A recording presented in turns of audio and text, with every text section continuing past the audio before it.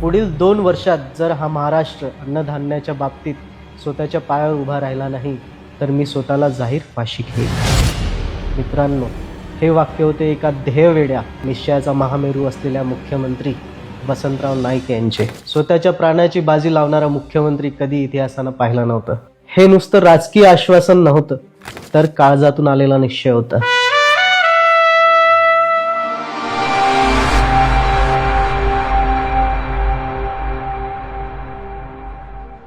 नमस्कार. 1960चा तो काळ इमॅजिन करा. अख्खा देश अन्नासाठी अमेरिकेच्या लाल गव्हावर डिपेंड होता आणि त्यातच आपला महाराष्ट्र सर्वात भयंकर दुष्काळाच्या आगीत होरपळत होता. अशा अंधारमय परिस्थितीत महाराष्ट्राचा हा मुख्यमंत्री वाघासारखा कडकडला. हेच ते आपल्या महाराष्ट्रातील हरित क्रांतीचे महानायक वसंतराव नाईक. इतिहास माहीत नसलेल्या आजच्या पिढीने त्यांचे रूट्स समजून घेतले पाहिजेत. 1 जुलै 1913 रोजी यवतमाळच्या गहुली गावातील एका बंजारा शेतकरी कुटुंबात वसंतराव नाईक यांचा जन्म झाला. अंगात शेतकरी पुत्राचे रक्त असल्यामुळेच त्यांना मातीची आणि कष्टकऱ्यांची खरी वेदना उपजतच माहिती होती. अत्यंत उपेक्षित समाजातून पुढे येत त्यांनी नागपूर विद्यापीठातून कायद्याची पदवी घेतली. ते त्या काळातील हायली एज्युकेटेड तरुण होते. वसंतरावांची नाळ सुरुवातीपासूनच काँग्रेसच्या देशभक्तीशी जुळलेली होती. 1946 मध्ये ते पुसद नगरपालिकेचे अध्यक्ष झाले.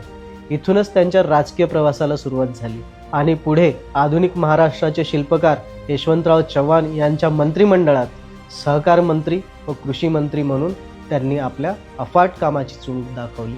त्यानंतर 5 डिसेंबर 1963 रोजी त्यांनी महाराष्ट्राच्या मुख्यमंत्रीपदाची धुरा हाती घेतली. महाराष्ट्राच्या इतिहासात सलग 11 वर्षांपेक्षा जास्त काळ मुख्यमंत्री राहण्याचा अखंड रेकॉर्ड आजही फक्त आणि फक्त वसंतराव नाईक यांच्याच नावावर आहे. 1972चा सर्वात भीषण दुष्काळ पडला.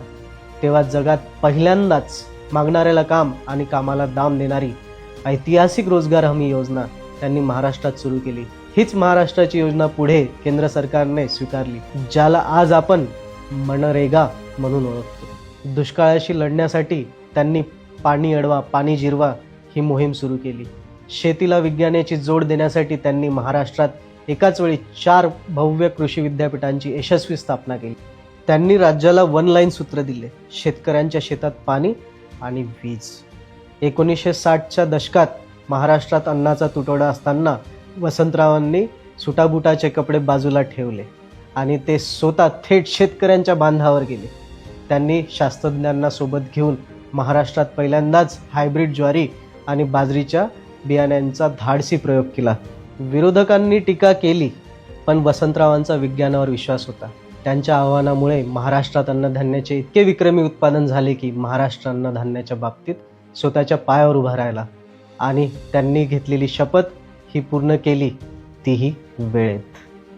शेती क्षेत्रातील याच अभूतपूर्व क्रांतीमुळे 1 जुलै हा त्यांचा जन्मदिवस महाराष्ट्रातच कृषी दिन म्हणून साजरा केला जातो. जायकवाडी, उजनी आणि अप्पर वर्धा यांसारखे भव्य धरण प्रकल्प आणि पारस, पळळी, खापरखेडा, भुसावळ येथील वीज प्रकल्पांची उभारणी त्यांच्याच काळात झाली. वसंतराव नाईक समितीच्या शिफारशीनुसार महाराष्ट्रात पंचायत राज क्रांती केली, ज्याने सत्तेचा रिमोट मुंबईतून काढून थेट ग्रामीण भागातील शेवटच्या कार्यकर्त्यांच्या हातात दिला गेला. शेतकऱ्यांच्या मालाला योग्य भाव मिळावा म्हणून त्यांनी कापूस एकाधिकार खरेदी योजना आणली आणि याच काळात मराठी मातीचा मान वाढत मराठीला राज्यभाषेचा अधिकृत दर्जा दिला. कोयना धरणाचा भूकंप असो व दुष्काळ, ते ढाल बनून जनतेच्या पाठीशी उभे राहिले. स्वतः एका भटक्या बंजारा कुटुंबातून आल्यामुळे उपेक्षित आणि वंचित समाजाला मुख्य प्रवाहात आणण्यासाठी त्यांनी आयुष्य पणाला लावलं. त्यांना शिक्षण आणि सत्तेत हुकमी भागीदारी दिली. हा अभूतपूर्व लढा कोणत्याही शॉर्टकटने किंवा एका रात्रीत जिंकला गेला नव्हता. या ऐतिहासिक क्रांतीमागे होतं काँग्रेस पक्षाचं अत्यंत दुर्गामी आणि पोलादी विजय. पंडित जवाहरलाल नेहरू, लाल बहादूर शास्त्री आणि इंदिरा गांधी यांच्या नेतृत्वाखाली काँग्रेसने देशाला दिलेला जय जवान जय किसान आणि गरिबी हटाव हा ऐतिहासिक नारा प्रत्यक्ष जमिनीवर उतरवण्याची सर्वात मोठी जबाबदारी काँग्रेसने या सामान्य शेतकरी पुत्राच्या खांद्यावर सोपवली होती. आज आपला महाराष्ट्र कापूस उत्पादनात, कृषी संशोधनात आणि उद्योगात अख्ख्या देशात नंबर 1वर आहे. पण बॉस, हा सुजलाम सुफलाम महाराष्ट्र कोणत्याही एका रात्रीत किंवा जादूने उभा राहिलेला नाही. याचा मजबूत पाया वसंतराव नाईक यांच्या 11 वर्षांच्या अखंड कार्यकाळात स्वतः काँग्रेसने रचला होता. त्यांच्या या अथांग कामाचा जिवंत पुरावा म्हणून कृषी दिन साजरा केला जातो. आम्ही आज वसंतराव नाईकांच्या पवित्र स्मृतींना अभिवादन करतो.